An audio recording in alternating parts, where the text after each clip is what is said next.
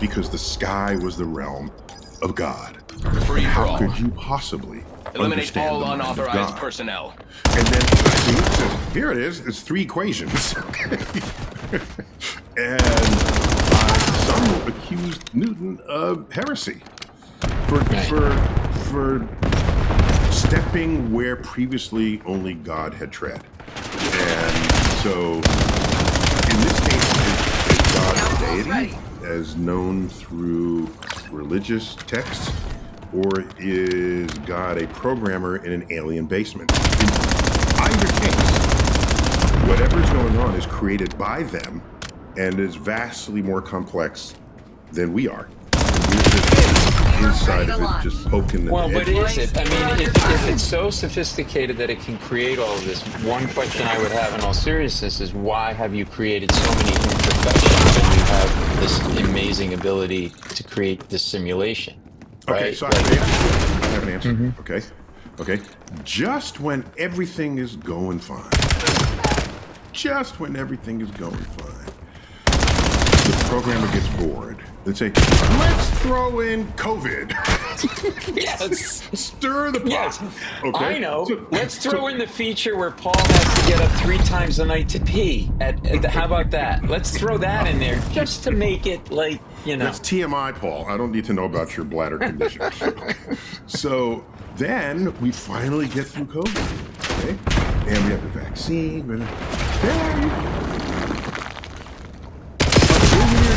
Real estate developer becomes the most powerful person in the world.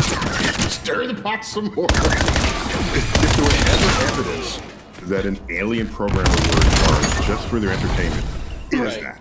Streaming on July 23rd, Star Trek Strange New Worlds returns with a brand new season exclusively on Paramount+. Get ready to boldly go one step closer to where it all began as Captain Christopher Pike and the crew of the USS Enterprise embark on thrilling new adventures across the galaxy. As they journey to strange new worlds, they battle inner demons and external threats, encounter colorful new characters, and reunite with familiar faces. Don't miss the brand new season of Star Trek Strange New Worlds, streaming on July 23rd exclusively Paramount+. So, Paul, here's an interesting fact. If Hostile we RTX reach the incoming. where, in our exploration of the universe, where it's all random because the programmer got lazy, right? That's interesting. At that point, science loses all utility. Science exists only because something I figure out here applies over there. And I can predict its behavior and understand it and manipulate it and use it in the service of my own survival. If it were all random, there would be no such thing as science. Well, but no, but couldn't you use science to help explore and try to explain the randomness and the chaos? Seriously. So you want a scientist to say, okay, Paul, today your whole day will be chaotic. I predict that. Go forth. What are you expecting? No. But you can't you make the argument that you could use science to sort of explain chaos? I mean, isn't Not that if it's truly random. I mean, chaos is a very specific thing, right, and mathematically. And the interesting thing about chaos is you can predict with precision how uncertain certain quantities will become over time. You can watch the chaotic regime unfold. This is what makes weather predicting so challenging, because there's so many variables: the heat from the sun, the absorption of the earth, the reflectivity of the earth, the oceans, the temperature from the land, how much moisture is in the air. All of these factors come together, and the more they come together, and the more in the future you try to understand it, the more chaotic it becomes. So we try to get handles on it. That's why they say the models, we have this model and we have that model, and here's where they agree. So you go where they agree, right, to try to boost your chances of understanding the objective reality of the system. But I'm just saying, if no laws instead of here apply over there, and it doesn't matter where here is and it doesn't matter where there is, then that undermines the entire profession of science. Right. It makes it unnecessary. The fact that I tell you that on Earth as it is in the heavens, laws of physics on Earth apply to the moons, planets, stars, and galaxies. space, but through time. That is not an assumption. That is a measurement we've made. We have the That's enemy extraordinary. exactly where we want them.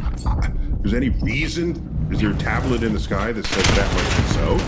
I don't know. I'm delighted we live in a universe that it is so. Absolutely. All right, let's move on to the next question. This is Mikhail from Canada. Since it's around 3 Kelvin in space, could an asteroid be a superconductor? And if so, would it get stuck if it went too close to a huge magnetic field like the sun's or ours? There you go. I love that question. Very clever. This what's the person's name?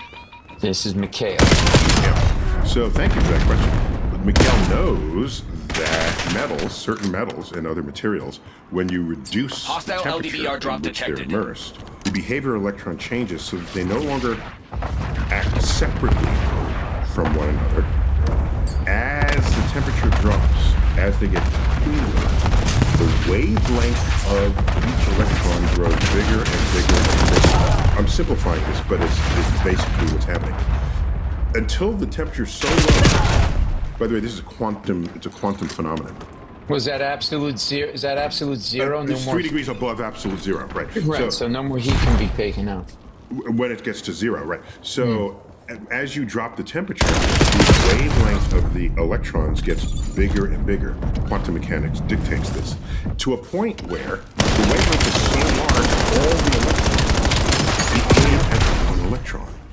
Because their waves overlap and synchronize. And when that happens, electrical current passes through without any resistance at all. And so it's called superconductivity.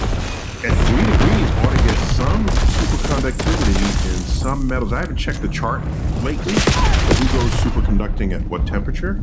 Some go superconducting at even cooler than 3 degrees Kelvin.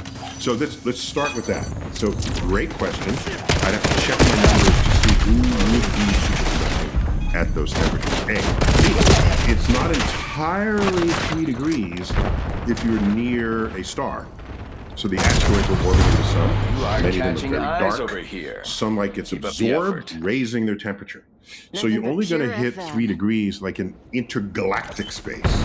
You're so far away from nearby stars that there's very little heat added to your rock temperature. Jason Ashton from Liverpool. Liverpool.